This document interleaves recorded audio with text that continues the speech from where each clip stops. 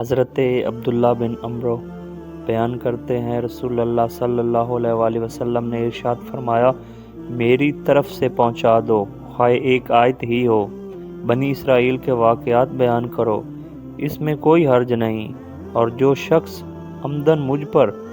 جھوٹ بولے وہ اپنا ٹھکانہ جہنم میں بنا لے۔ حضرت معاویہ رضی اللہ عنہ بیان کرتے ہیں رسول اللہ صلی اللہ علیہ وآلہ وسلم نے فرمایا،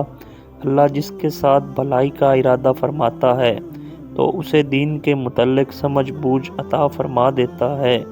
میں تو صرف علم تقسیم کرنے والا ہوں، جبکہ فہم اللہ تعالیٰ عطا کرتا ہے۔ حضرت ابو ہریرہ رضی اللہ عنہ بیان کرتے ہیں رسول اللہ صلی اللہ علیہ وآلہ وسلم نے فرمایا، انسان بھی سونے اور چاندی کی کانوں کی طرح ایک کان ہیں، ان میں سے جو دور جاہلیت میں اچھے تھے وہ اسلام میں بھی اچھے ہیں، بشرطے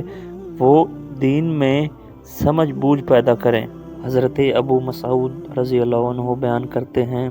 رسول اللہ صلی اللہ علیہ وآلہ وسلم نے فرمایا،